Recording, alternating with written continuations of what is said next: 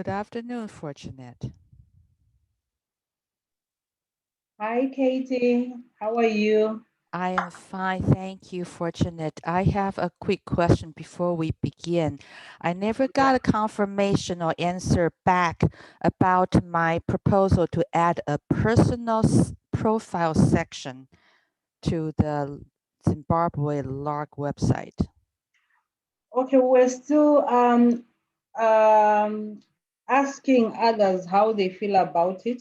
I Mhm. think give you a feedback because we're still consulting with Okay, patients. so Yes. if you want, I can show you what it looks like in the Slamta website, Okay. so that you know more, because other people cannot go to that section because it is password protected. So only the cohort registered participant can access that website. So Okay. if once the patients get on board, and Barbara, then let me see, Barbara just text me, then I can show it to you before we get started. How about that? Oh, That Barbara would be wants, nice. I think patience is here already. okay, great. So let me send Barbara the link. She just asked me. So hang on. Let me forward this to her. Forward to Barbara again. Barbara. Okay. So, so you, let me send this to email also. Zoom link. Okay. Okay. If you can allow me to share my screen, let me see if I can. Yes, I can. Okay, so let me show you what I meant. Okay. So this is what it looks like, right? So they each upload a profile picture, and then they this so you click on profile. This is what it says. You have a short description, then you answer 5 questions. What is your proudest professional accomplishment to date? What is your proudest personal accomplishment to date? Who is the most famous person you've met? What is your favorite food? And if you can go anywhere in the world for a vacation right now, where would you go? Let me just show you how do you create that. So there's a my profile section. Then here's the question. This is my profile. You enter your name, your contact information, organization, and then you have your short bio. Then you answer those 5 questions. So this is what Okay. it looks like. But in order to go there, you have to log in. So if you agree that's what you want to do, so I would send I think patients send us the faculty list with their email address, right? Yesterday. Um, so I will need to send that to my webmaster, and he will use that to create login information. Only people that with the, on that list can access this password protected website, a web page. So it's protected. It's not public facing. So so tell them that that's one thing. And then number two, this what I just showed you is what it looks like. So it will look like this. Okay. But I think the most important thing is that it's password protected. Only people uh, who are on that list, which I'm going to forward to my webmaster, will have access. Will get the login information. They need to log in together um, with their email address. Okay, so over. Okay. Yeah, over. So we are you want to create this for faculty only? Yeah, Is this because for I think faculty? for your coaches, it's more than 100 people. It probably won't be good. That would Okay. be too overwhelming. I think you have what, 45 faculty members. So this way Yeah, they, about they 50. can, yeah, they can get to know each other, plus us, plus the key leaders in this program. So that would be you, that would be Fortunate, that would be, maybe Levi. You can decide the list. Okay, so Okay. think about that and let me know so I can, if it's a go ahead, I will communicate that with my webmaster. Okay, I will do that. Thank you. I'll do that. Okay, We'll good further morning, discuss on Barbara. it. back to you. Mhm. Good afternoon, everyone. Afternoon, Good Barbara. afternoon, Barbara. How is everyone today? Hi, Barbara. How are you? I'm well. How are you?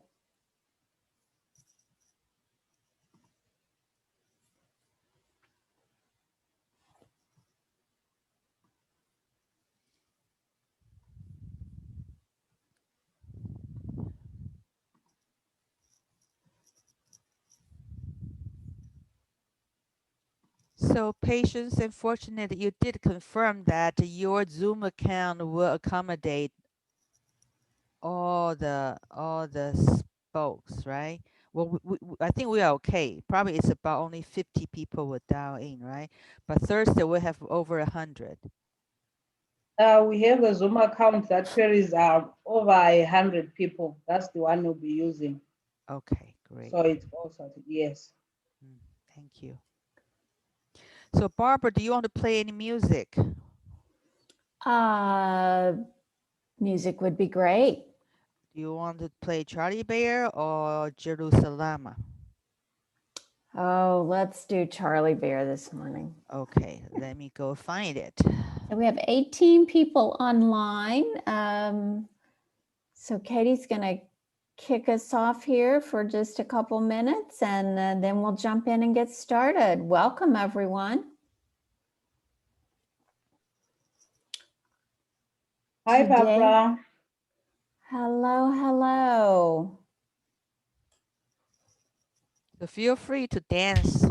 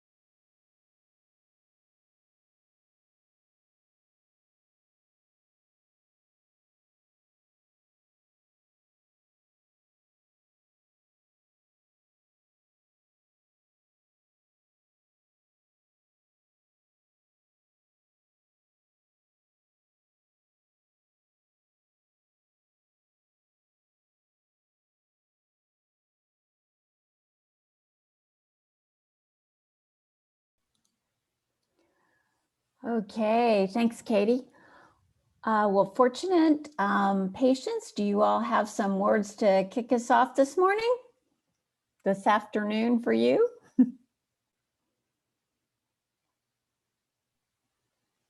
Good afternoon, everyone. I just want to welcome all of you to the LARC faculty training. It's good to have you on board. And hopefully we're going to learn a lot. I know we're going to learn a lot from Barbara and Katie, so that we use this to mentor our coaches as we go on with our rollout of CLI to our 350 sites. Thank you. Thank you, Fortunate. So let's just jump right in and get started, shall we? I do not see an option for me to launch the poll, but perhaps patients are fortunate you could launch the poll. We're going to start with our icebreaker, and then we'll do some introductions. Okay, Barbara, you're actually the host. I think you should be able, or Mr. Chigesa, can you assist? Yeah, I don't, there's no poll option on my screen.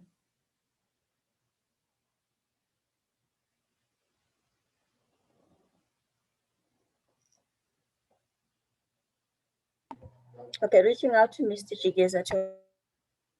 Okay.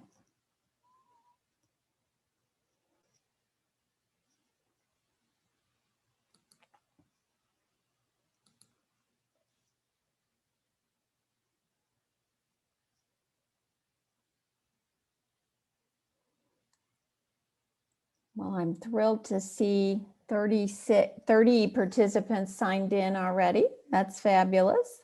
And I'm happy to see that their screen name. Yes, yes. I'm very excited to see that everybody has the right screen name on. Okay, so we've got some coming in the chat. Oh, Romana says she is with Fungi Mubato, so welcome. So if we're not able to get our polls going, we'll have to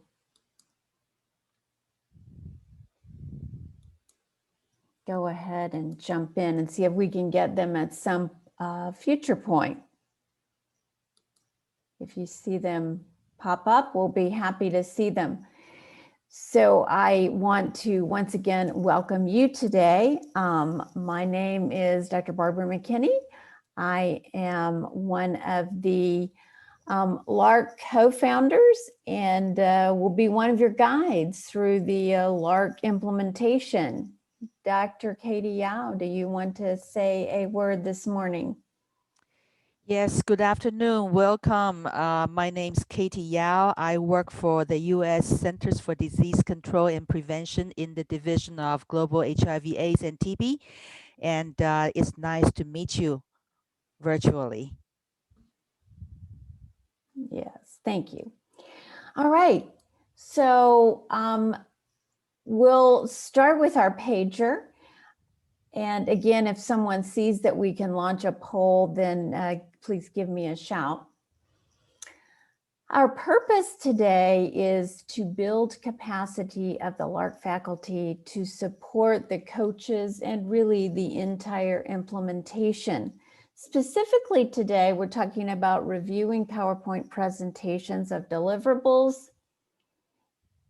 So that's kind of has two parts, right? First, you need to know what is done well and what needs improvement. Secondly, and maybe more importantly, you need to provide coaching guidance to the coaches and teams to lead a successful QI project. So not only do you need to know maybe what needs improvement, but how to help them improve. So that's an important part. The agenda we'll get to on the next slide. Our ground rules, since we're starting with a new group, we'll just remind everyone we really make an effort to begin and end on time. Respecting all persons and thoughts, we want to encourage your engagement and participation. And I'll say right now, this is not a lecture at all today. This is really meant to be an informal discussion. And then we'll ask you to keep your audio on mute unless speaking. And you can raise your hand or put questions or comments in the chat box, and we'll certainly get to them. And then our expected outcomes. That's the R in Pager. Well, the R is actually roles. E is the expected outcomes. And we really want you all to be quality ninjas to support, guide, and coach the coaches in those QI methodologies. And you all will be the leaders for Zimbabwe to better HIV care and treatment through this quality improvement collaborative. So that's really our goal today. Let's look briefly at our agenda. Our icebreaker was going to be a couple of polls, and then we're going to move on to some introductions. Then we'll spend about 30 minutes on the first case, 45 on the second case. Take a quick minute to look at some overall gaps that Dr. Katie and I found. And these basically are from the PowerPoints that were presented in the previous LARC implementation at Learning Session 2 last year in January. And then we'll wrap up with questions and answers. But of course, anytime you have a question, just please put it into the chat box and we'll certainly work to get to it. So you all, I'm assuming, heard the introduction, a little short video. So we're not going to talk about the criteria. You've already covered that. But there is something that I really wanted to focus on today. And this is the see the big picture, but have attention to detail. And I hope as you refine your QI skills and move continually forward in this being a quality ninja, which we all are always doing, right? I hope you'll be able to see the big picture, but have attention to detail. And this is where reviewing these PowerPoints really comes in, because you have to be able to look at the small details to help people move their projects along. So today we'll talk about some things that may be some small details, some typos or whatever, but we'll also, I hope, really spend a lot of time focusing on the key elements of these deliverables and how we can make them better and coach teams along to improve. And then from this slide, I just want to highlight two things. Number one, you all as faculty, I really see you taking a greater and greater role in our live sessions. So I'd love to assign a couple of you each session. We won't start with the orientation, but after that, and integrating you into the coaches training. And I've mentioned several opportunities, but I'd love to assign it. And those of you who've been through LARC before, I think we'll start with you all, but love to assign a couple of you each session so you can really start taking over this role. And then the next thing I want to highlight is what we're going to do today to build your skills to be able to evaluate, provide feedback, and then help us find the PowerPoint presentations that we can present at the live webinars. All right, and our curriculum is you evaluated with using the project checklist, and that is it.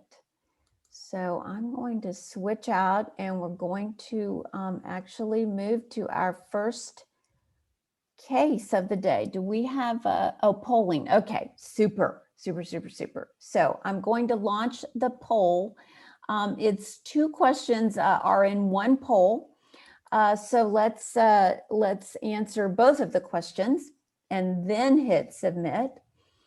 So question number 1, how many quality improvement projects have you participated? And this is anonymous, so there's no right or wrong answer. Just tell us, we'd like to know where you are. And so tell us how many quality improvement projects that you've participated in. And then the second question in the poll is, did you participate in our previous LARC session in Zimbabwe? So go ahead and take those polls.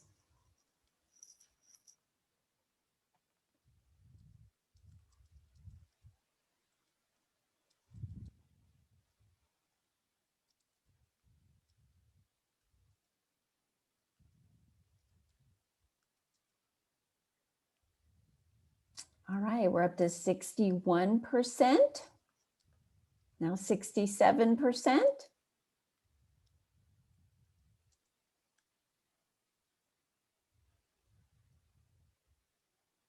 76%. So go ahead and supply your answers to the polls.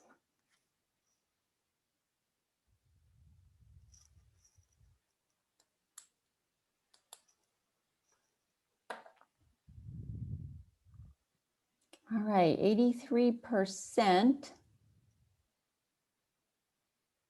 And we've been going a minute and a half.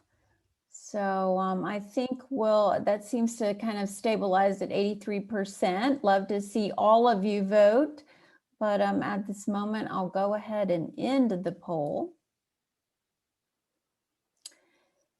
And then we'll go ahead and share the results. So how many quality improvement projects have you participated? And I'm going to grab a quick screenshot of this so we can kind of keep track of our poll there.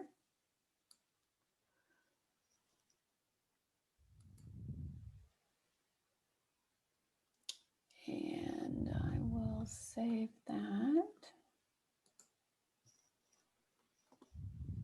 Okay, so 8% of you have not participated in quality improvement projects before. 46% of you have done 1 or 2. 35% of you have participated in 3 to 5. And there are 8% of you who've done more than 10.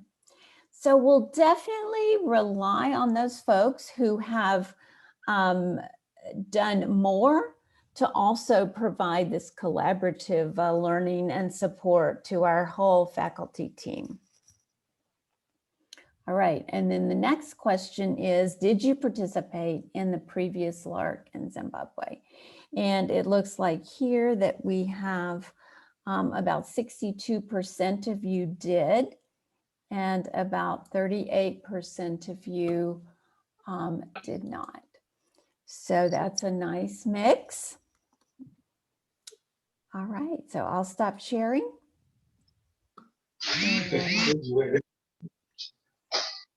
As a reminder, go ahead and mute yourself if you are not speaking.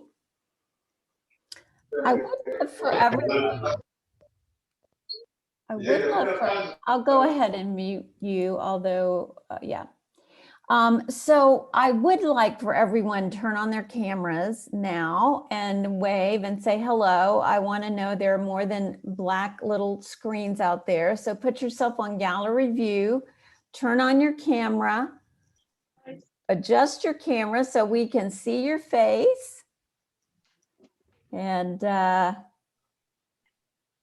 see people waving. That's awesome. Yeah, there are humans out there.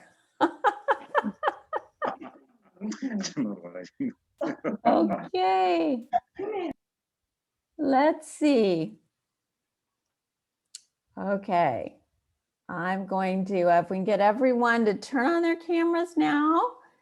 And I'm going to go ahead and capture another screenshot. So wave or do something exciting here and let us know you are alive and well today.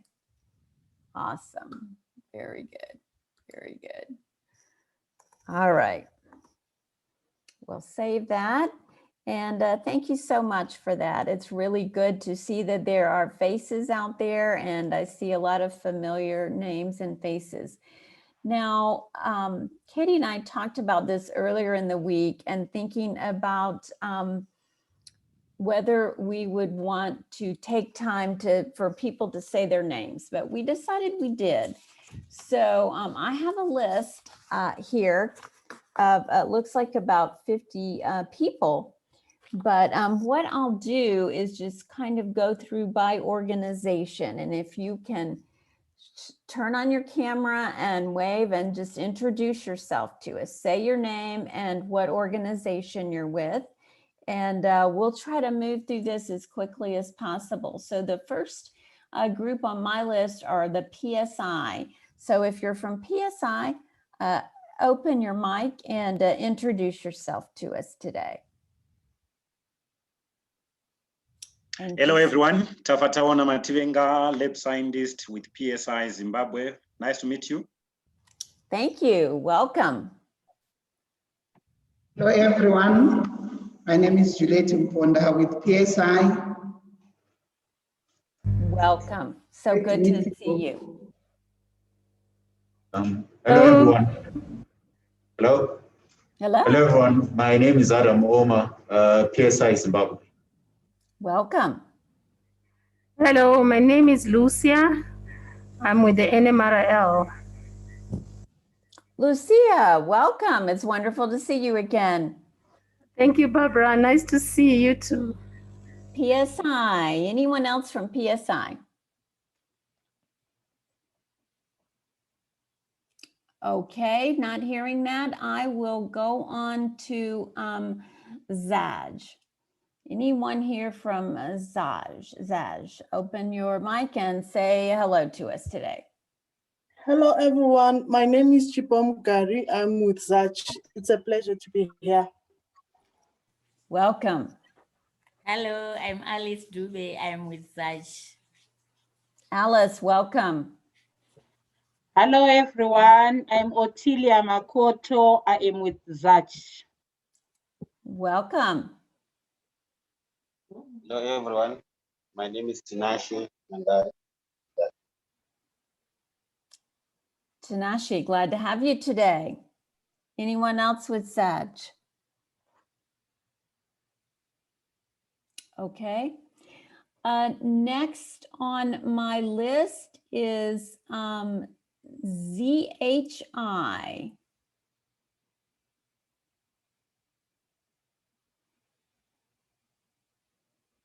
Anyone here from ZHI? Okay. FHI 360.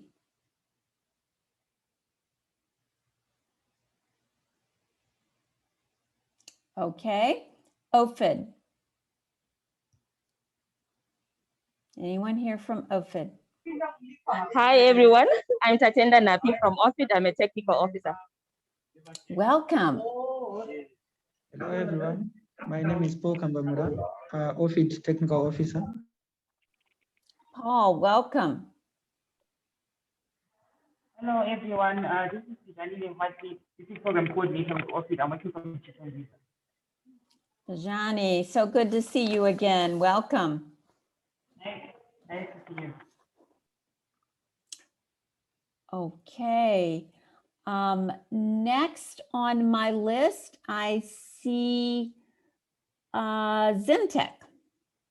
Lots of people from Zimtech. So you want to open your mic and introduce yourself if you're from Zimtech? Hi, everyone. I'm Aleta Makotore, Program Coordinator, Zimtech. Welcome, Aleta. Hi, everyone. Hi, everyone. I'm Mbaye Nashe Makani with Zimtech. I'm the Program Coordinator. Welcome.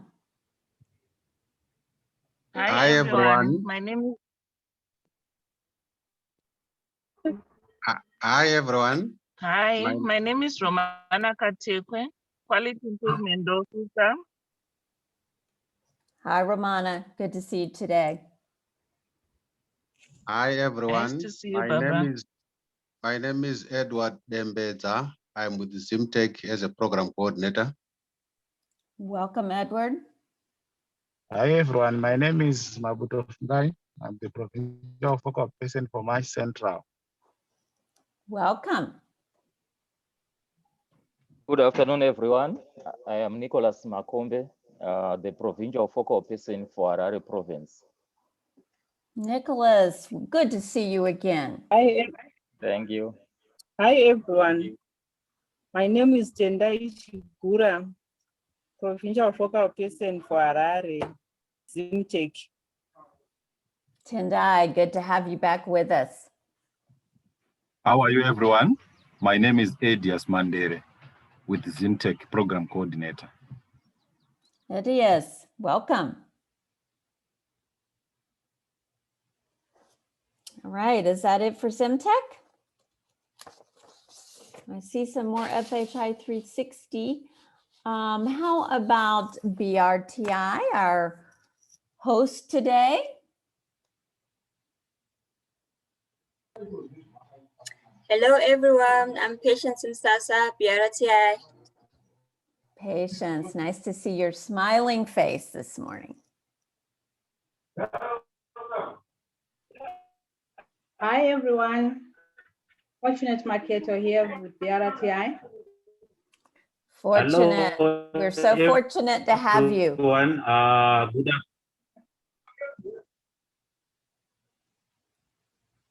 Is that Kidson?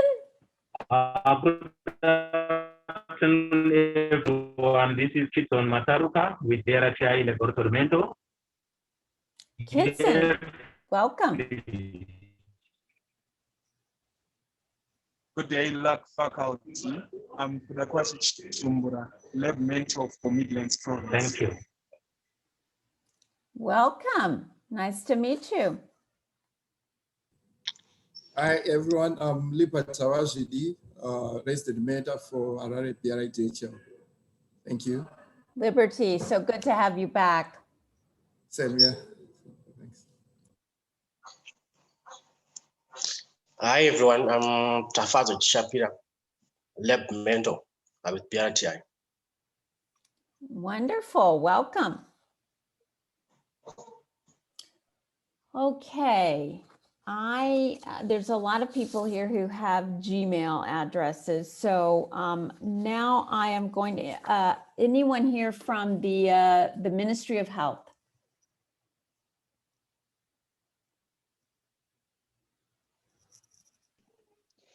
Afternoon to all, morning to Katie and Barbara. My name is Jafet Mabuku with the Ministry of Health and Childcare AIDS and TB program. Over. Jafet, so wonderful to see you and have you with us today. Anyone else from the Ministry of Health? Okay. Okay, so I only have Lucy from Department of Laboratory Services. The other teams are participating in a global fund call, so they could not make it for this meeting. Okay, all right. So sorry, Barbara, I introduced myself the wrong time. No worries, no worries. Happy to see you again, Lucy. It's been a while. Okay, so anyone I missed, just open up your mic and tell us who you are.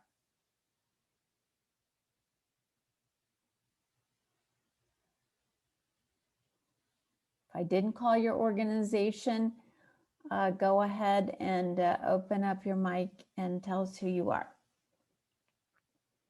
Okay. Last chance, going once, going twice. Anyone else who hasn't introduced themselves?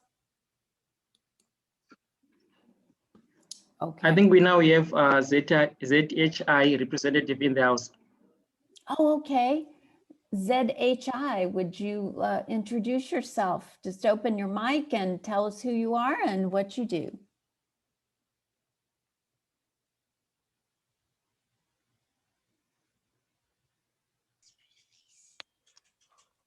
Good afternoon. This is Admo speaking, Provincial Manager with ZHI in Manicaland. Thanks. Well, Admore, great to have you. Welcome. Okay, I am going to get the first case up. And we are going to jump in and get started.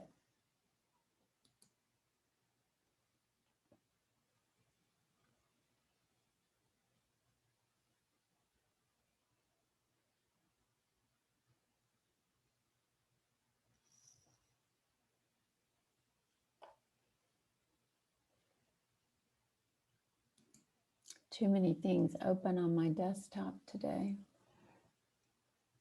Here we go.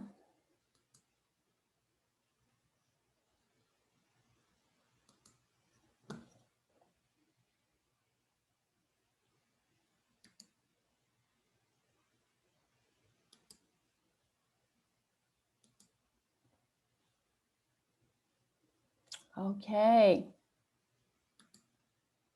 We'll begin with the first case study. So again, this is not a formal presentation. This is an interactive session, and we're hoping to keep the chat box lively and want to hear all your comments. So we will take the next, since we're a little bit behind schedule, we'll take probably the next 20 minutes on this case, okay? So Clinic B, many of you mentioned that in your reports that the team members weren't mentioned and their roles weren't mentioned. And that is simply because I wanted to not share any actual information from the team. So of course, that would have been in there. All right, so we've got a brief description of the facility. Can someone be brave and tell me about what you noticed on this slide? Anyone want to be brave and jump in? Again, we're just reviewing the cases and we're not condemning anyone. We're just looking to see how we can make it better, opportunities for improvement.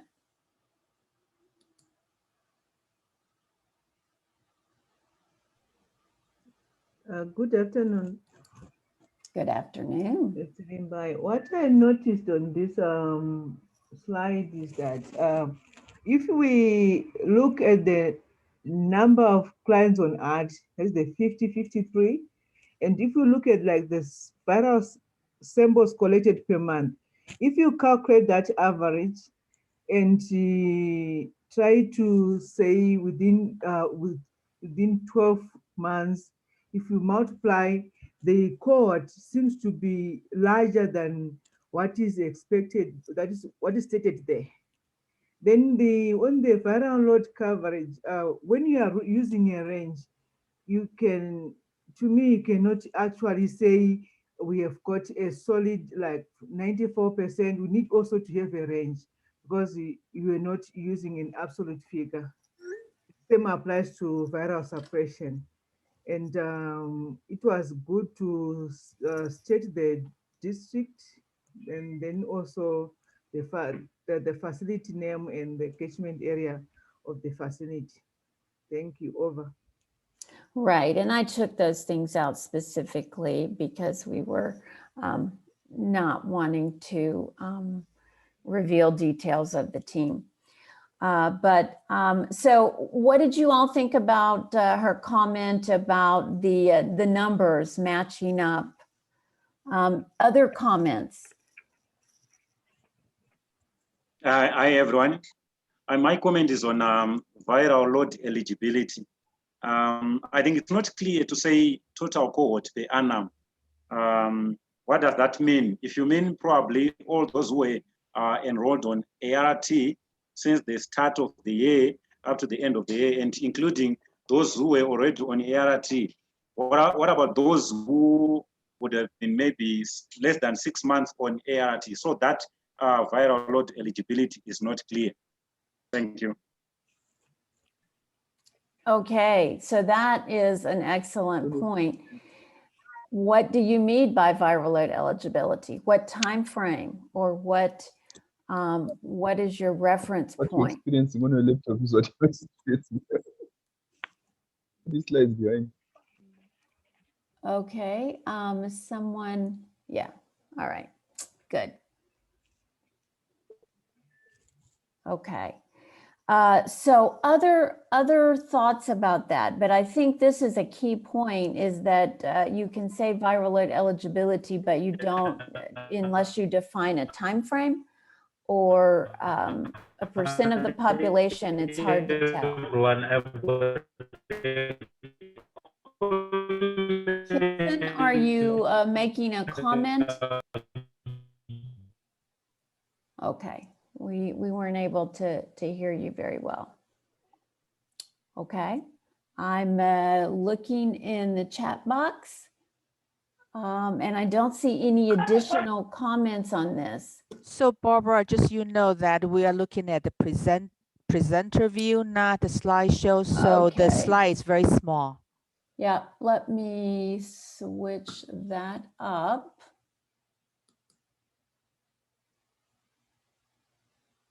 Is that better?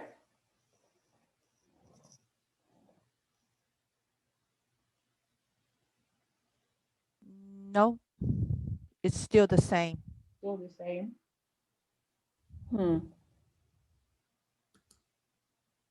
How about now? Yes. Okay, beautiful. Okay, so any additional comments on this? I noticed that several of you did mention that perhaps the calculations in this particular case may have been a bit off and it was hard to actually understand. So we're going to move on then. Story of our project. So this is the project summary page. Any comments that any of you all had on the project summary page?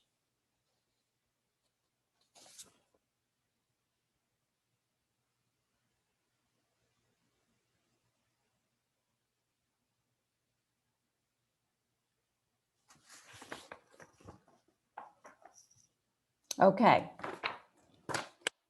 Someone speak up. What do you notice first about the project summary page?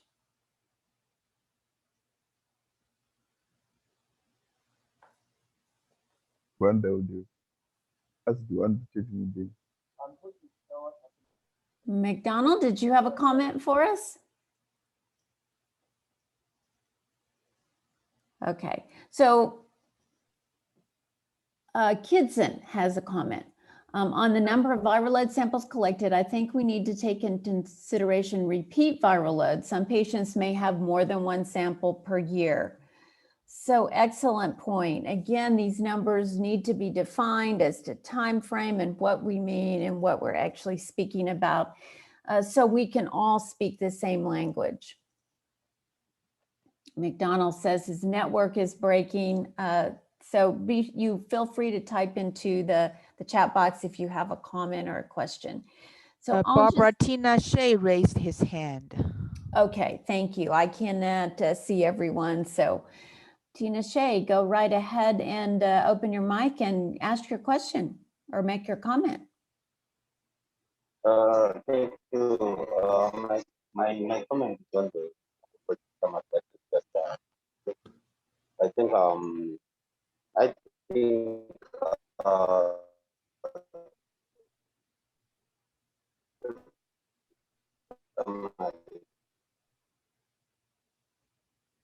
Tanashi, I'm not getting you very well. Is anyone else getting Tanashi very well? No.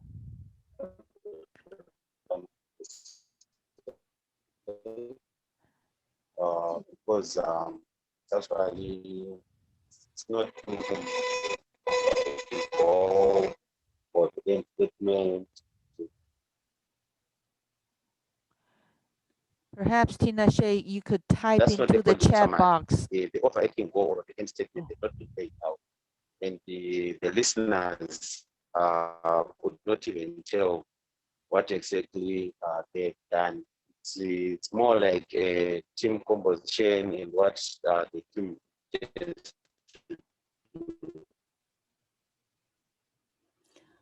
So Tanashi, we are not able to hear you at this time, so perhaps you could type into the chat box. Dajani says project summary needs to highlight what we are trying to accomplish, how to know if changes and improvement, and what interventions. Absolutely fabulous. Yes, usually the project summary we have a template slide, and it's just a quick glance to answer those 3 questions for the model for improvement. So the first place, we really don't have that actual template here. And so we don't know the aim statement. So we're missing a big piece of this by not using the template slide. They do seem to summarize what they're going to do about things, but we're missing that aim statement. And then, Makani says on project summary, there is no one assigned to viral load sample collection. So that might be something that we could talk about more when we get to maybe like the process table or something. But yes, for those of you who weren't in LARC before, we do have a project summary slide that is a template. And Tanashi says this project summary is not stating the overarching goal in the aim statement. Beautiful. So we've covered that. The elevator speech, will not linger on that. What about the process map? So many of you mentioned something about the process map. So anyone want to speak up and tell me what you noticed about the process map?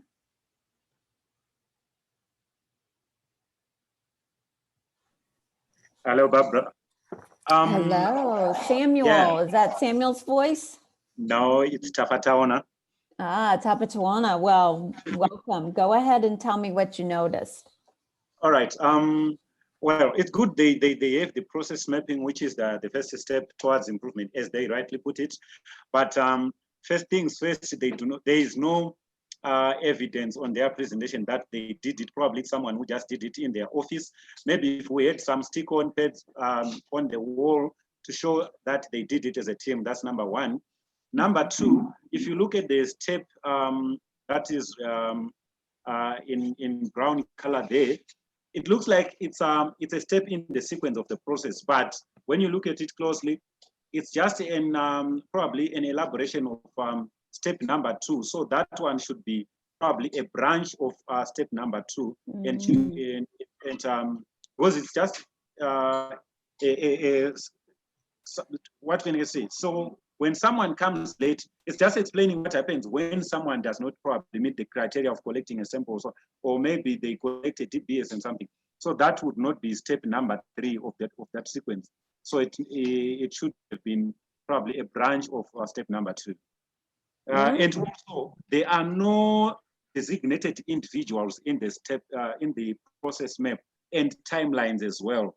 If you look at step number 4, which is samples taken to the lab after packing, and step number 5, lab records results in the register. There is some missing information there. Does the clinic have a lab there where the testing is done, or probably they send to a referral lab and then the lab receives the result? So there is no step on receiving of results. That is, if there is a referral of samples there. So there's quite a lot of missing information. And I think most importantly, the timeframes and the individuals designated. Thank you. Wow, wow, wow, wow. So if I were to summarize that, I would summarize it by saying that there is insufficient detail. And especially if we're talking about a specific step, in this case, when the lab results come back to the clinic, how do you handle them? That step needs more detail. So I think we're in total agreement. And the process table would include some of those details that you mentioned, like the time frame and who's responsible. Those things could go into a process table because they might be a bit much for a process map. But I think that, as you pointed out, the first step towards improvement, we need to really understand what's happening. You talked about going and seeing. So excellent, excellent comments on that. And then our process table is just not there. I think we can all agree on that. And that's where we would have captured, again, that timeline, who's responsible for each step. So I cannot stress enough how important it is when you're helping your teams to help them work on understanding their current process in sufficient detail so they can see that detail and then start asking the important questions of, well, why are we doing it this way? And why do we have 10 steps here when we could have 5? And that's the only way you really begin to engage people and think about how to make the process better. So excellent. And we'll just move on from that. Okay, problem statement. What did you all think about the problem statement?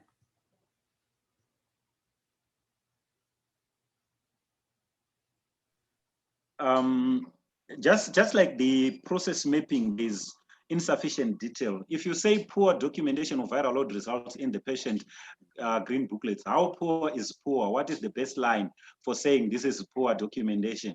So if you stating a problem, it has to be clear. Maybe say we want to attain maybe 95% documentation and we are at 70%. That would show the real situation on the ground. As it is, it's not sufficient. So you made a couple of interesting points. You're talking about setting a goal, and that is where the aim statement comes in, and we'll see that in the next project. So I like the idea of setting a goal, but I like to put that in the aim statement. And then in the problem statement, if you want to put the baseline details of how bad the problem is, you certainly can.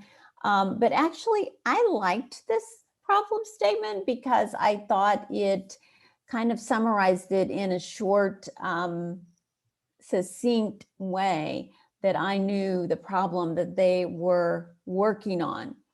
But certainly if you want to add in the magnitude of the current problem into your gap statement, you could, but that's the aim statement is where we're going to put that, what we're aiming for. Thank you for those comments on that. Voice of customer. Okay. Voice of customer. So let's go back to the voice of customer. So I think the first thing we could say is that this is probably incomplete, right? And I've got some comments here. Project summary, we talked about that. Gap not clear. This is from Otilia. Gap not clear. No measurable information to use as baseline for assessing progress toward closing the gap. Again, if you want to put that information in the problem statement, fine, but that has to be in the aim statement. And then Edward says the problem statement should tell us what is the problem, who is affected by the problem, how big is the problem, but this is not reflected in this problem statement. We can put those things into a problem statement. I like kind of a short and sweet problem statement, but your point is well taken, Edward. Okay, voice of customer.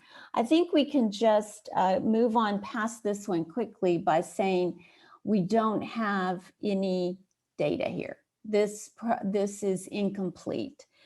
This presentation is incomplete. So baseline data. Any comments here on the baseline data?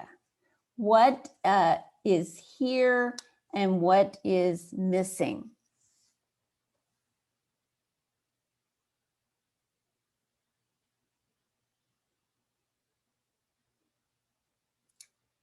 There's something pretty big and obvious that's missing.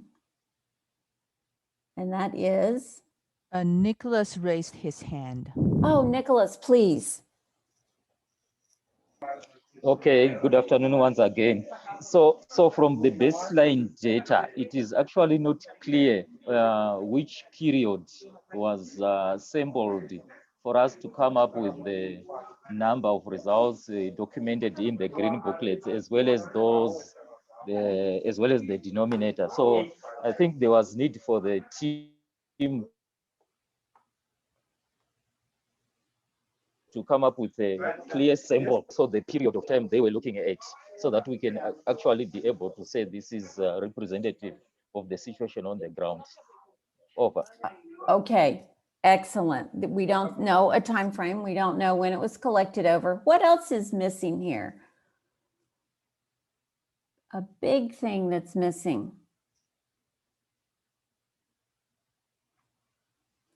So I will, to Nicholas's point, we're going to try to make data collection very clear going forward. Clearly defining when the baseline should be collected, from when to when. So everybody's really on the same page. That's a very important point. When do you collect your baseline data? What else is missing here?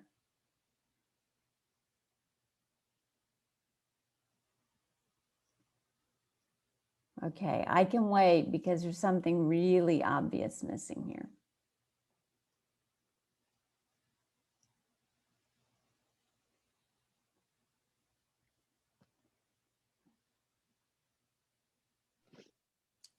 I think the denominator there, for us to come up with that percentage, what denominator did we use? Okay, so you'd like more numbers, that's for sure. So that's a very good point. We want to see the actual numbers. No run chart, Johnny, thank you so much. And number of samples collected, Alice, awesome. We ask for, and for those of you who may not have participated before, you wouldn't know this, but we ask for 6 data points. And we always ask that you show your actual numbers on your run chart. So, and the number of samples collected is missing. Yes, yes, yes. So very important. We want to see the numbers, a little data chart below, and we want to see, and actually, if you got this in a presentation, and actually what Dr. Katie did when we sent this particular back is she actually sent them an example of what a run chart with a data box at the bottom would look like. And the period for the data is missing, for sure, for sure. So that's taking it to the next level. I noticed many of you mentioned what was wrong in this presentation, but I want you to think about taking it to the next level. Can you show them how to do it properly? And can you help them develop a process where they can do it properly? All right, data collection process. Here, what we want to mention is the data collection process and tool. Frequency of data collection is how frequently you're going to collect data going forward and how you're going to collect data going forward. So the baseline would, when you collected it, is not what we're really talking about with the data collection going forward. So that would need to be differentiated. And then a small test of change. What's missing here? And then I think we'll, we have just 2 minutes and we're going to roll on to the next case. So Vijani says, of course, the PDSA cycle is missing. And this one, anything else that anyone noticed? Did the test of change relate to the problem statement and the aim statement? Well, I guess we didn't have an aim statement, but we did have a problem statement.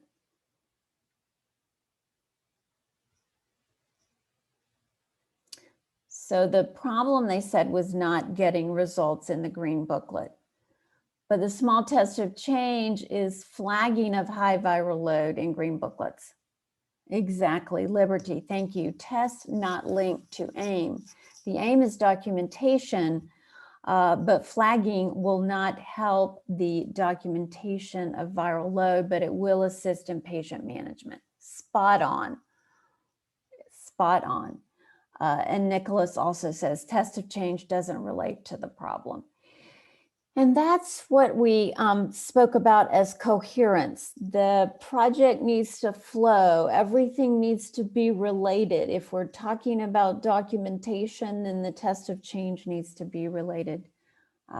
And Otilla says also that it didn't relate to the problem statement.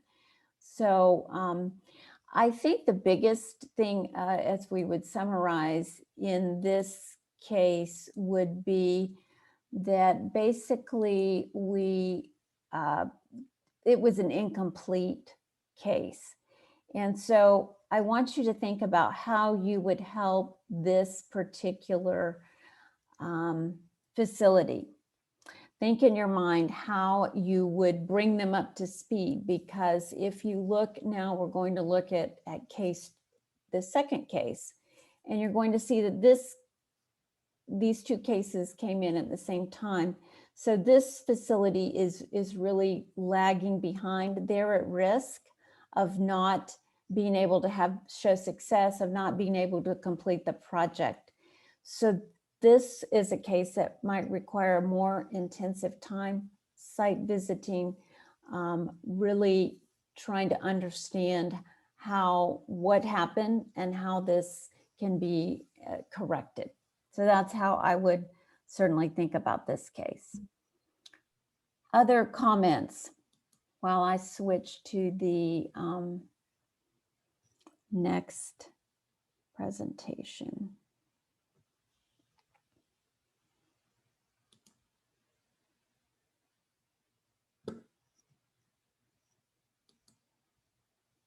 Okay, so thanks so much to everyone who's contributing in the chat box. Really helpful to hear from you, know you're alive and out there.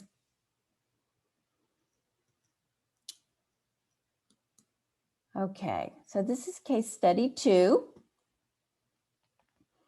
I think we can say at the beginning that it's a lot more complete. There's a lot more information in here. Okay, as again, I said, I really removed the information about the team. But what did you, any comments about the site data on this case? Anything you noticed? Hi, Barbara. I think when you look at this first slide together with the following slide, there are different sets of information, quite different statistics. So I'm not sure which set of statistics are for this clinic K. I'm not sure. Is that a mix-up or it's something that we should look at? Thank you. Okay. So excellent. And this is where I said the attention to small details. So thank you for putting on those glasses. That's absolutely fabulous. Yes. This, you'd say, well, it's a small detail. The numbers are a little bit different. And maybe that is a small detail. Some people said maybe it was a typo. But the attention to detail is that your presentation should have harmony across it, including the numbers. So if you have a different time frame or you're going to put something in, indicate, what the time frame is or how you're getting to that number. And again, with Japhet here, I would love for us to be able to have a standardized way of giving this information from each facility so that we would have a clear understanding of what the time frame is or where those numbers came from. And so in one way, maybe it's a typo, maybe they weren't careful about from slide to slide, but in another way, it is really important that each clinic and organization owns their data and really knows their numbers and knows where they're standing in these important numbers. So yes, I think it is. So Barbara, may I chime in? Yes, please. So one issue I saw on this slide, these numbers that, for example, number of patients on ART, you have 4,000 plus, but your patient that's eligible for viral load is 1,000. So it gave a period here. Then you would assume that patients on ART is in the same period or not. We need to be specific about the period. Otherwise, only 1/4 of your patient on ART is eligible, which is unlikely, right? So that's the question I have. And then samples collected during the period, so 584, that's half of your eligible clients. Is that correct? So people who look at these numbers will have all those questions. So make sure that you specify the period for each number, and they all have to be logical throughout, or harmonious or coherent. Over. Excellent point. Thank you, Katie. All right. We will move on from that point. And again, a little bit different numbers here as well. So a little hard to track. Okay, so for those of you who haven't been involved in LARC before, we have a specific project summary slide. This is here. And this team put what they're trying to accomplish. The documentation would be aim 1, and they have specifically from the baseline to where they want to go. And then we have aim 2. And then I said, don't put this in till after you've completed it. But we'd like to be able to have this slide that we could come back to and quickly and easily see what did this team do, what did they work on, and and these are the 3 questions for the model for improvement. So this is the project summary slide that we have asked everyone to complete and leave at the front of your presentation. And then the elevator speech, we'll move on from that. Someone mentioned seeing stickies on the wall. I think this is quite nice to put in a picture of that. We don't require it, but it's nice to see the work and how it went about. All right. So any comments on this process map?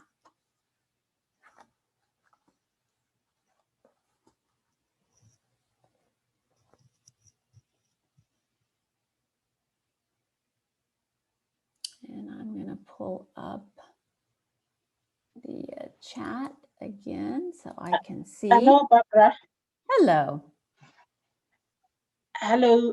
The process map is clearly articulating the flow of the exercise from the receipt of results from the lab, and how the results are going to be entered into the registers and different calls.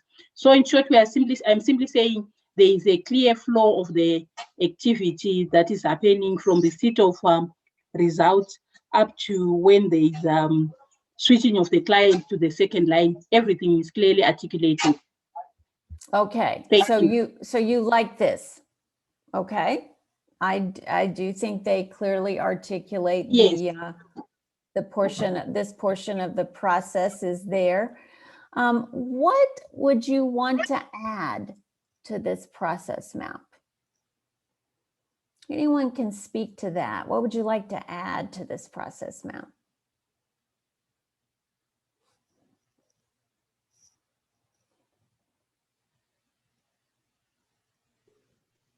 Hello? Yes, please. Yes, I'd also like to see the process from the time the patient walks into the facility up until the samples are sent to the lab. I like that, Adam. I would definitely like to see that as well. What else would we like to add? Hello, Barbara. Yes. I would want also to add. I would also want to add maybe the number of results that have come up from the laboratory.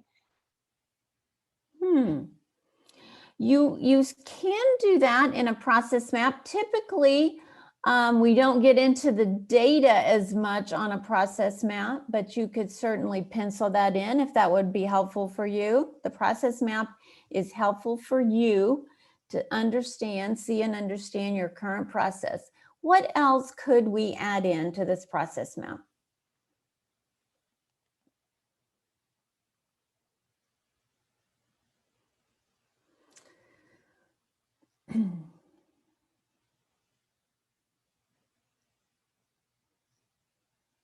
Nicholas, go for it. Hello, Barbara. I think it will also be good for us to know the persons responsible for the steps at each step. For example, who actually receives the results when the rider delivers the results, who is responsible for receipt of those results, and then probably the filing again, who exactly is responsible for the filing of the results. Over. So I like that a lot, and I like to include that. That's why I like to see a visual process map and a process table. I love to see the cadre or who's identified as being responsible for that. And you're hinting at what I'd like to get to. Anyone else know what I'm thinking?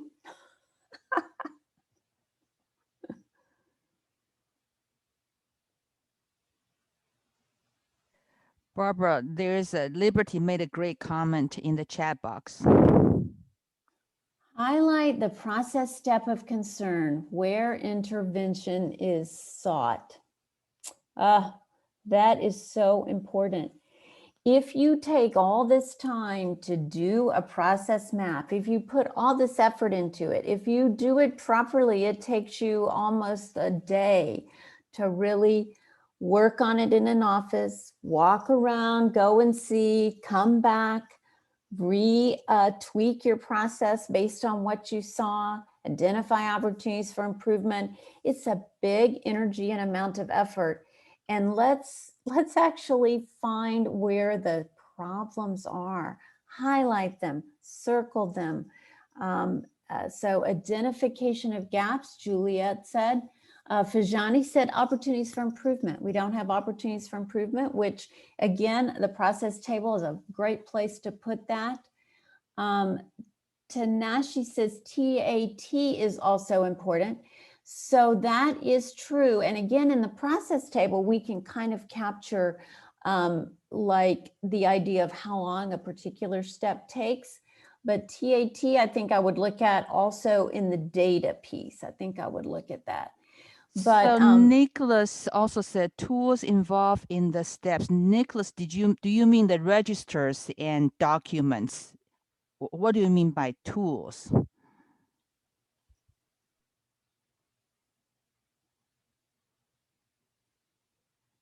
Hello. So for example, when receiving the results, we would also want to know if there's any documentation that takes place between the person delivering the results and the person receiving the results. So you mean the registers and logs? Yes. For example, the transmitter forms. So excellent point. And we like to include that in the process table as well, because we find that kind of form follows function. If you have a form for something, you'll likely fill it out. And if it's a form that it's helpful, it'll help you move the process along in a standardized way every time, getting it right. So those tools that are involved in each step, the registers, the forms are also important. So the point I want to put a really fine point on this, folks. There are not enough details in this process map. Not enough details. Not enough details for me as a observer sitting in my office today and looking at it and saying, what do they actually do when those results come back and they're filed in the book? There's not enough details. But more important is there's not enough details for them to find the OFI. And Fajani mentioned it, OFI is opportunities for improvement. There's not enough details for them to see that they don't have a way of logging actually the results that came back from the lab. So they really don't know what their denominator is. They don't know how many results have come back from the lab. So they're really not able to determine if they've filed them all in the green books because they don't know the denominator because they didn't have a log. So details, details, details. I usually like to say there's about 20 steps in this whole process. And again, as someone pointed out, we don't have the entire process. But this is such an important activity. You spend so much time on it. If you don't get the good out of it, like Liberty said, circling and highlighting the areas that you saw, wow, this doesn't work so well. It could be more, it could be improved better. So process mapping, so important, one of the most important tools we have. And this one just needs more details and everything else you said. Any other, so let's move on to the baseline data. I don't think we had any questions about that. Hello. Hello. Yes, my question, I think if you may go back to the previous slide, please. Okay. Yeah, that's one. So you find they sampled 25 results every month for those 6 months. But I'm not sure if they were receiving probably same numbers of results at that clinic per month. For instance, if in October you receive 50 results and you sample 25, and in November you receive probably 200 results and you take 25, in January you receive 500 and you take 25, I thought probably they are sampling. Yes, they did sample 25 for every month, but I thought maybe if they had done it in percentages, to say maybe 5% of the results that they received in that month, they sampled them and review to see if the results were filed or not.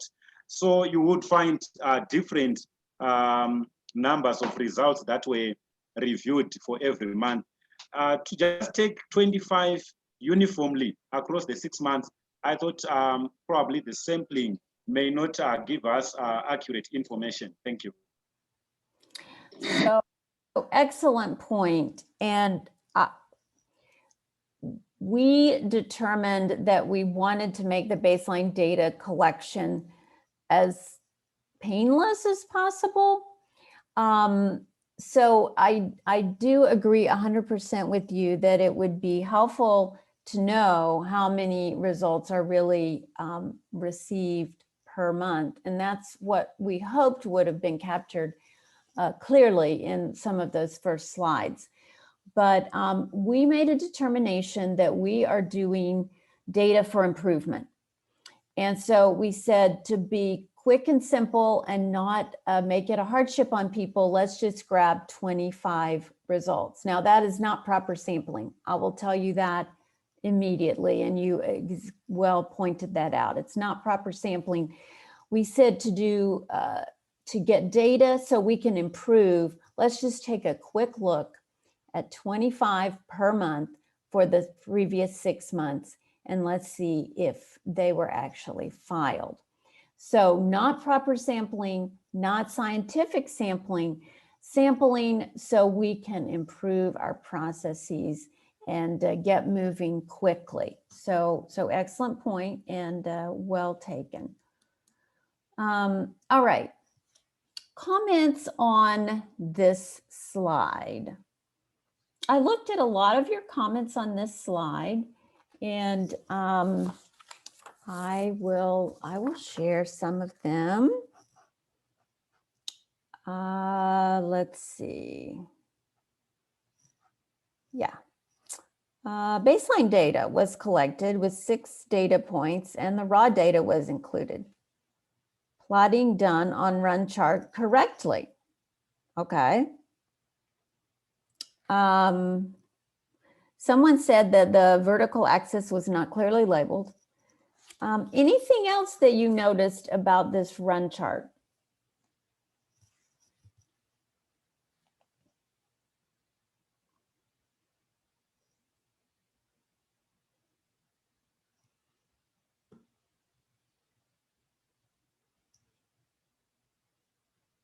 Hey, are you seeing the slides again, or are you seeing the presenter mode?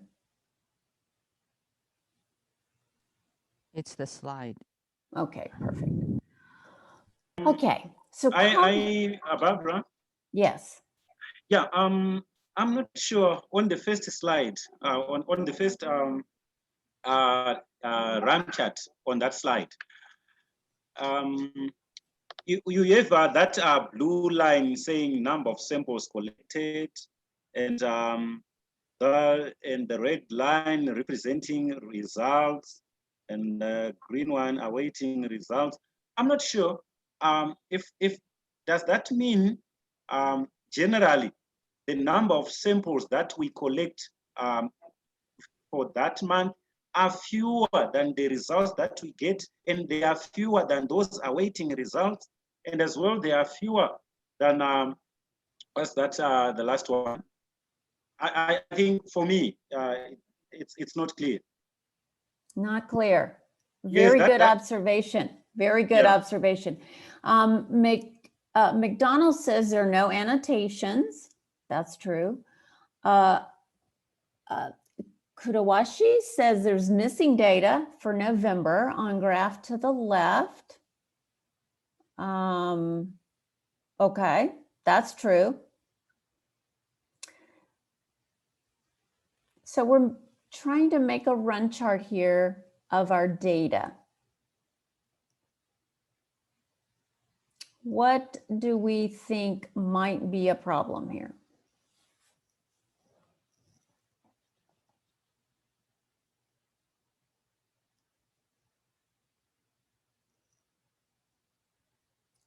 Go along the lines of what Tefa Teona said. Something is not clear here. What is not clear?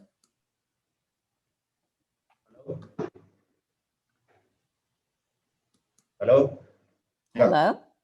Yes, but on the run chart, I don't think those other things are necessary. I mean, since it's all about M1, then the run chart should only be about results that were documented. So that is, it should have the baseline data, should show if there was a change that was made, and then show the difference. I mean, if documentation improved or not. So I don't think it's necessary to have all these other pieces of data about patients waiting for their results and this and that. I think it should only be about results that we recorded in the booklet. Okay, okay. Other thoughts?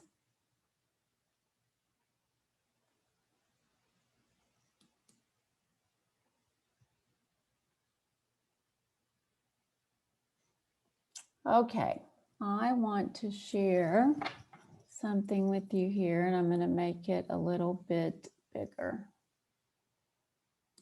Okay, so here's what we saw, right? And Katie and I made some comments here. And we said, Katie said, this is not the right way to analyze and display your baseline data. See next slide for example. Please reach out to your coach. And then I say, yes, each month should have one and only one data point, and there should be only one line. And then this was the next slide that was shared. So not only do you need to say something is wrong, you need to actually show them how to do it better. So here was, let me move this over just a little bit. I can't get to move over, but anyway, here was what was included. So here's how a proper run chart should look. There should only be one line. And there should be a data box down at the bottom of that. And we should be able to see each month clearly indicated the date, the numerator, the denominator, the percentage, and then we need to see only one line. So I think what happened here is, and this can happen in Excel if you don't watch out, you can end up with 4 lines being plotted when you're actually one of these lines probably was the numerator, and the numerator would have been document results and the number of samples collected, which is really not the proper denominator at all. I really love for people to just plot their run charts by hand, do some simple math and calculate it. And then of course, if you want to show it for a presentation, you can put it in PowerPoint. But if you, put it in Excel and make a graph if you want. But this is how you need to demonstrate, and you need to be able to demonstrate to a team how they need to do it and how it needs to look. So 4 lines, and I didn't see anyone mention that. You don't have 4 lines, you just have 1 line. And then after improvement, here are some additional lines. Now the problem here is, and someone mentioned this, going forward, we are looking at all the results. We weren't going to just sample 25. That was for our baseline, just to give us a kind of a quick and dirty idea of where we were. But going forward, we need to know exactly how many, in the denominator, that would be exactly how many results came back from the lab, and then how many of those were actually filed into the green book. So I will stop sharing that now. But again, I wanted you to have the idea that it would be really important to be able to show the teams how to do it better. Questions about that?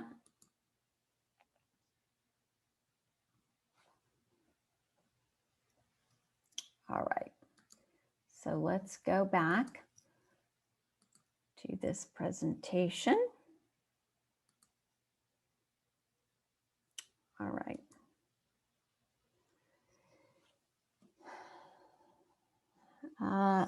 Improvements. Anybody have any comments on how these improvements are shared?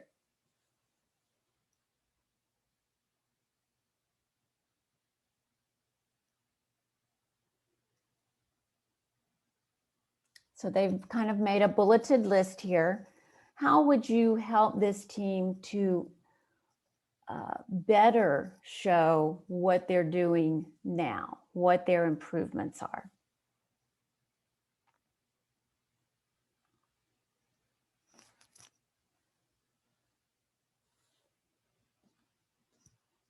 So I'm making my question clear. What comments would you give the team on this, and how would you suggest that they show this or represent this in a clearer fashion?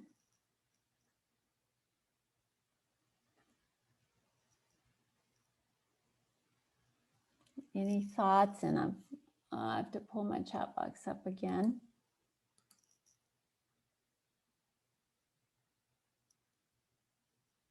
Okay, I don't see anything in the chat.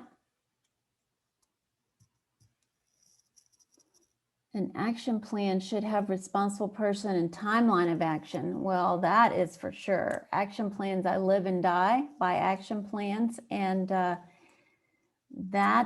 we included that in there, but those action plans just change and grow as you, each time you make a presentation, your action plan would change and grow. But yes, definitely that.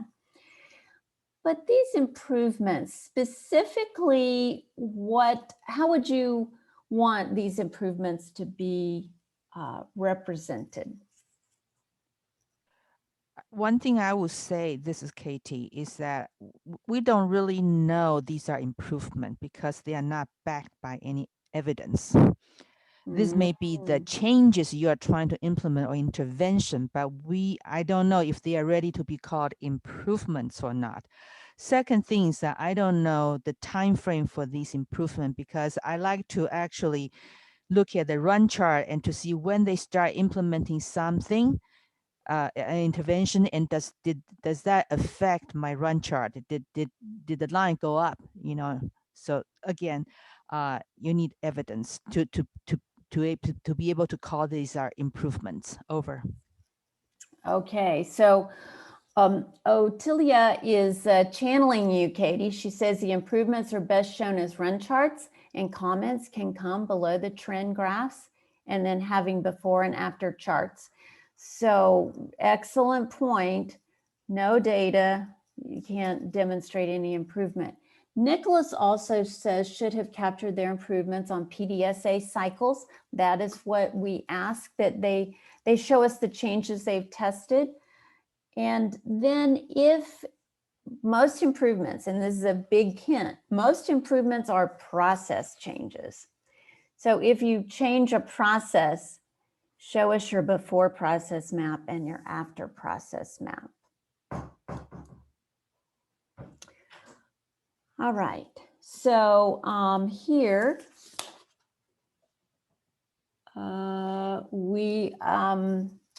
so they talked about collecting data for this, says it's aim 1.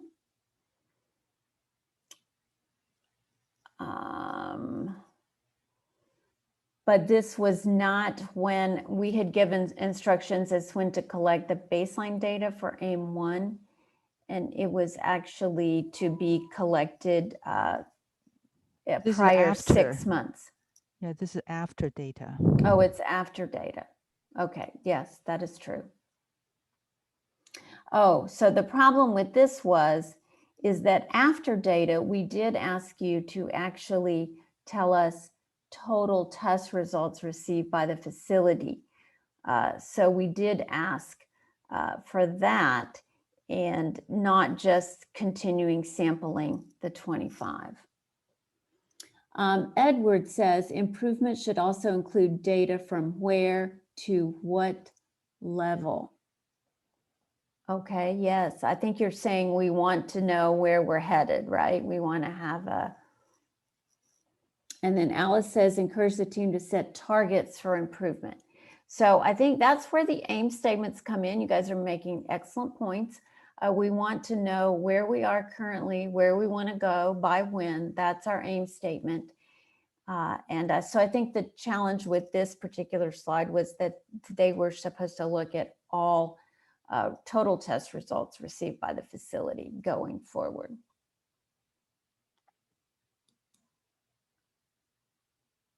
All right, and then this, any comments on their aim 2 and this slide?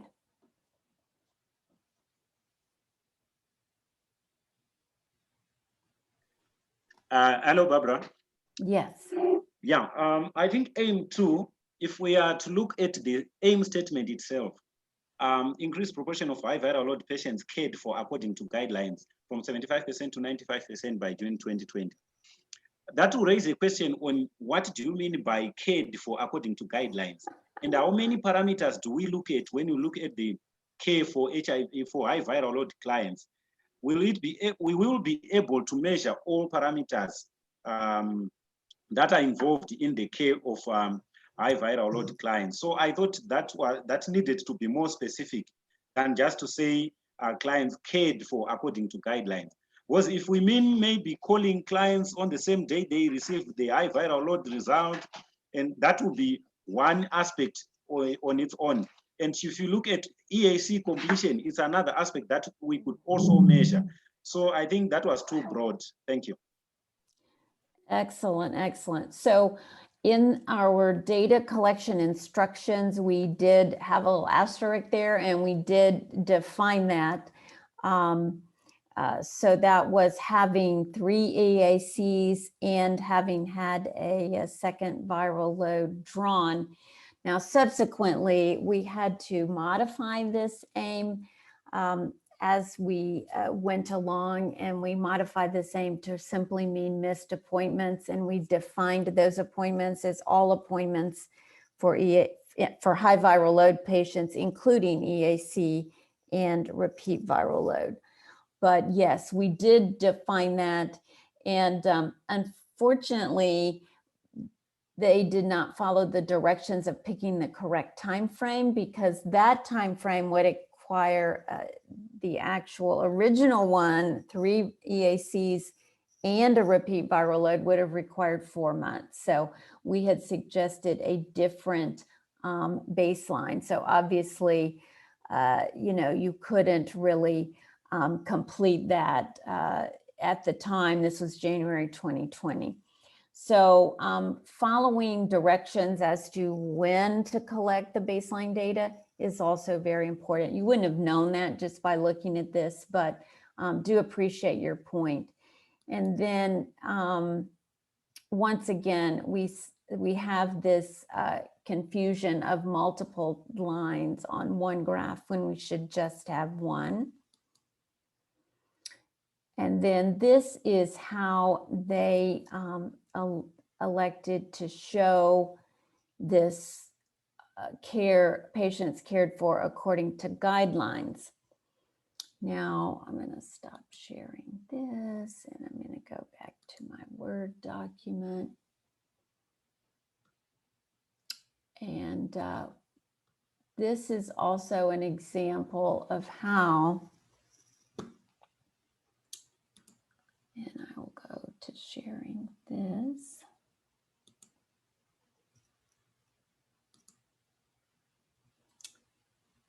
All right, so this is also an example of how to help the teams when they submit something like this. And Katie is the numbers guru. She pointed out that some of these calculations are not quite correct in the presentation, and some of the numbers would have been calculated incorrectly. And then she goes on to give them example of proposed example for a correct graph for the previous slide. So again, I'm not going to go into the details here, but being able to look at this, dig down into the details, figure out what is wrong with the actual way that things are being calculated, and then provide something back to the team to help them is really the point I wanted to kind of share there. All right.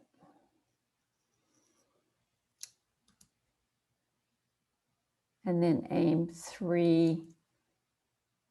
Okay, problem statement. What did you all think about this problem statement?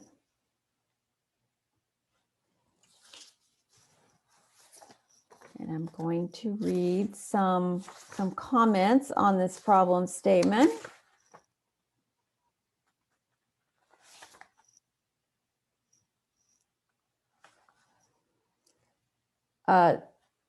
Statement clear, addresses the project problems.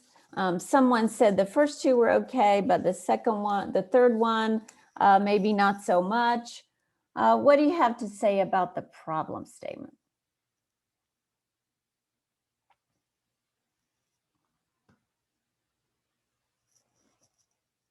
All right, so we're running quickly out of time.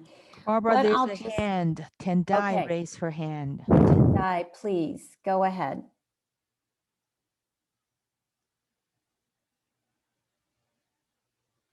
Tendai, open your mic and give us your comment.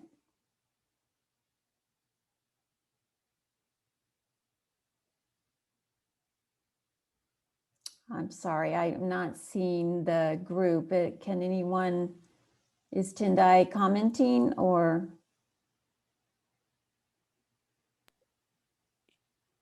She's not, but there are a couple of comments in the chat box.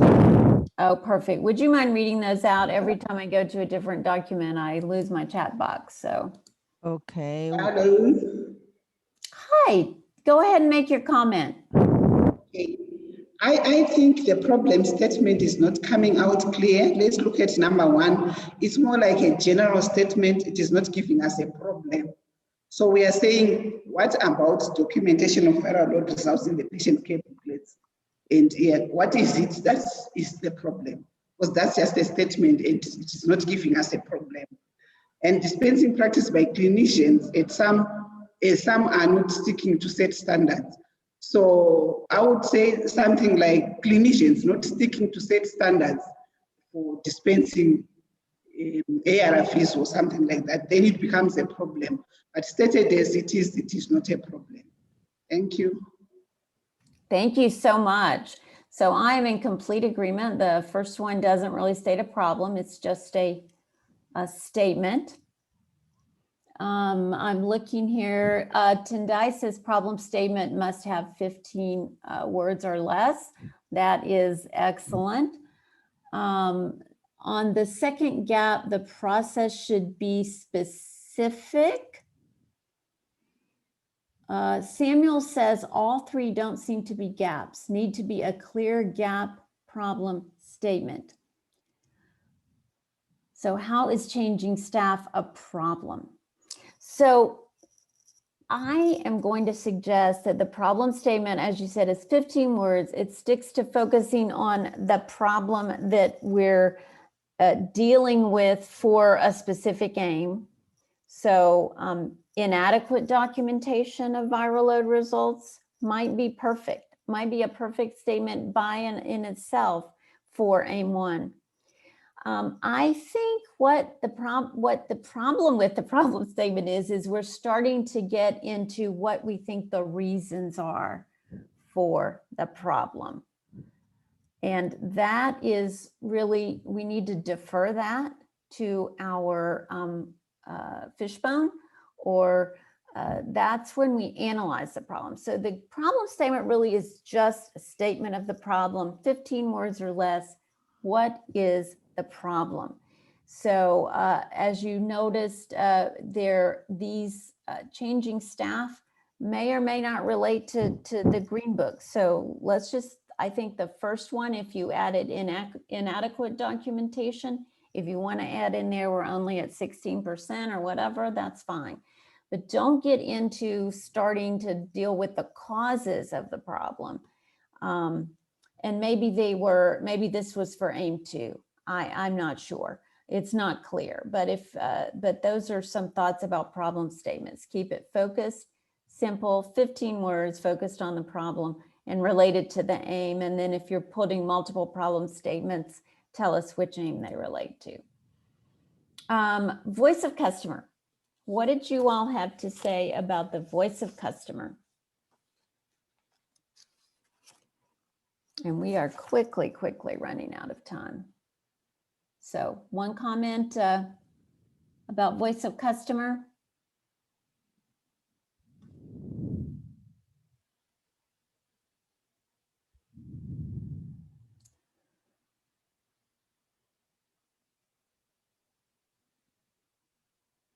Okay, so when you do voice of customer, it really, and someone did bring this up and I appreciate it, the voice of, when you do voice of customer, you need to relate it to your problem statement.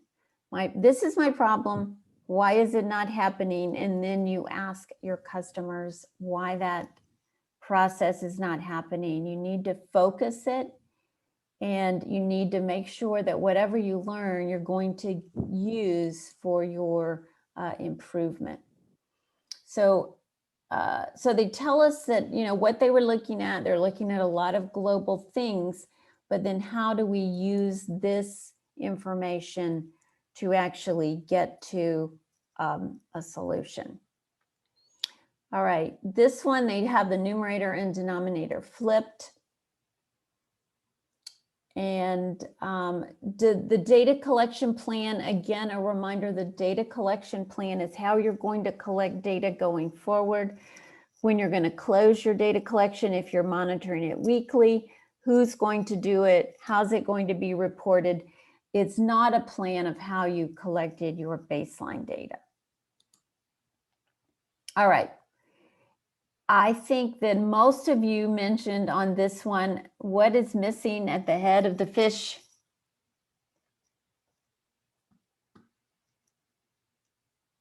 What is missing at the head of the fish in this one?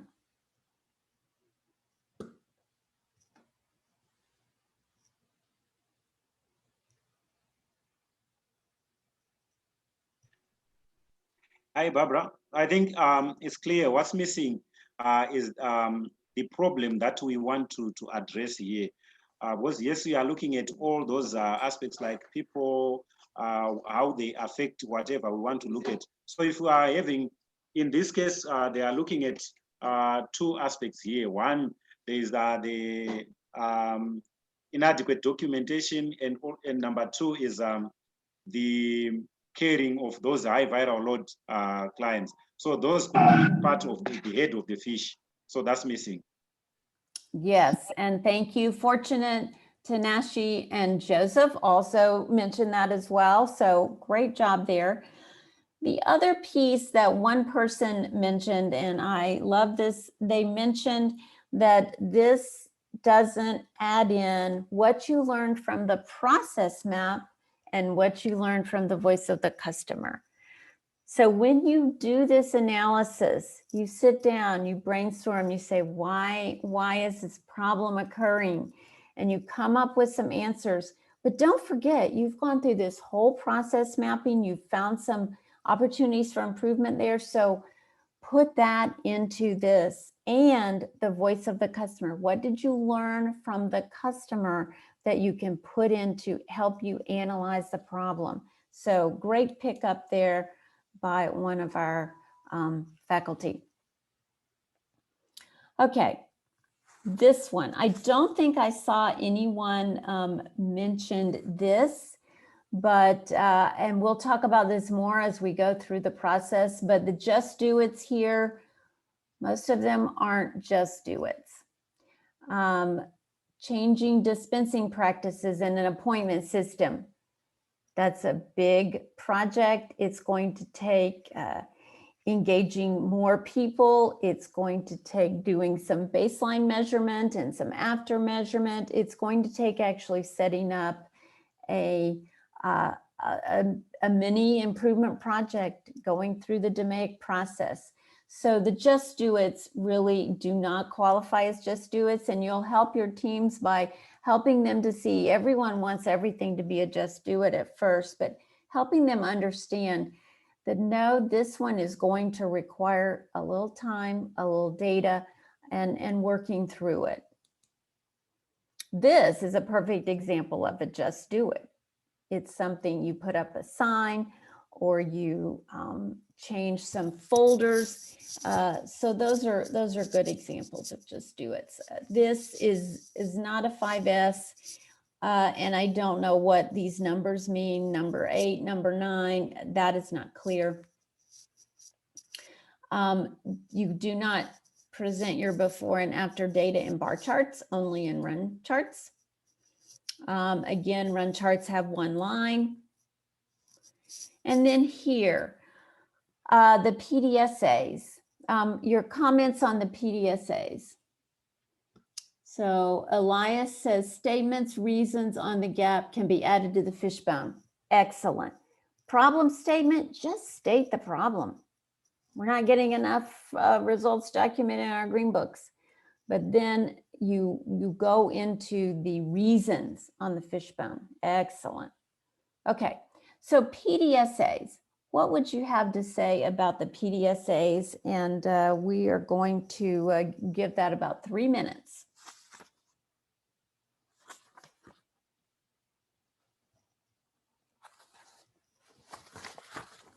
So while you're getting your courage up, I have some comments that I copied off of from some of you all. The rationale for choosing the test was not given. That is a very insightful comment. Really, once you have done your fishbone and you come up with some reasons for your problem, then you need to target those reasons and you need to make it clear that those reasons are exactly what you're targeting to improve or work on. So very insightful comment. The rationale for choosing tests was not given. Why do you choose this test? What does it relate to in the fishbone? Very, very insightful. And then someone pointed out that the second PDSA. So Barbara, before you move to the second, Fajani made a great point in the chat box. The time frame is too long. Small test of change over short period.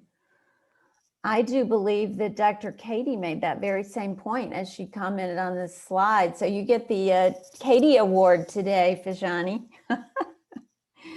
The due time is too long.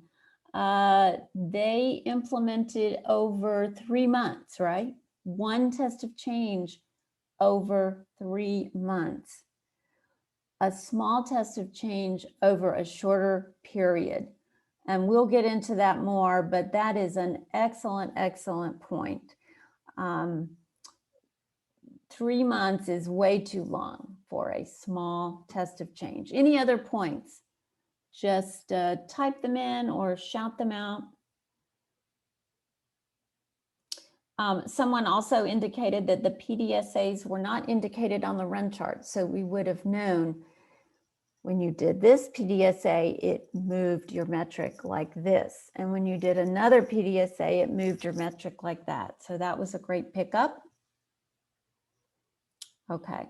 Katie, anything else on this one? No, go ahead to the next one. All right. Someone mentioned on this one, very insightful, that the second PDSA doesn't have any data. No data. And I found this interesting that the intervention was adopted with great convictions as the results were so outstanding.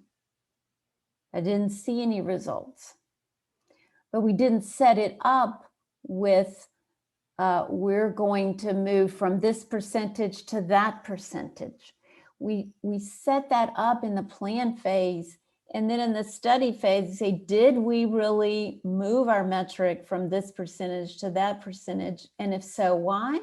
What was the secret sauce? If not, what did we miss? What will we do differently next time? A really insightful thinking time. This just kind of talks about more like an action plan, or maybe what, you know, kind of what you might do in a big general process.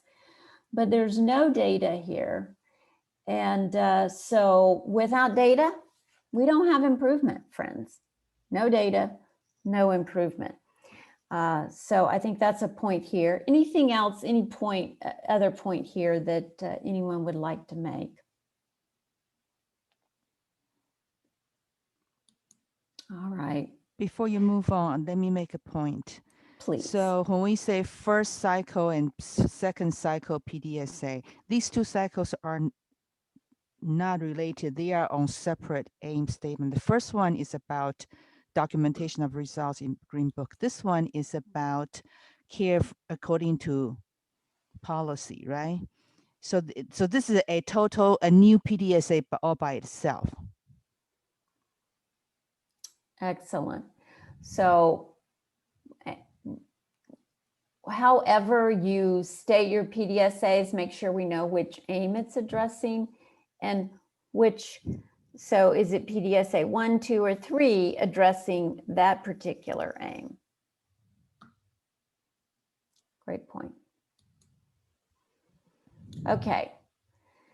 So I think I saw one person who mentioned something very important here.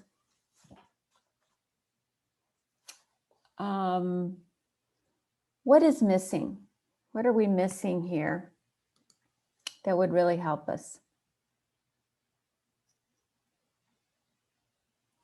Patience, if you don't mind me calling you out, you mentioned it. What were we missing? If I remember well.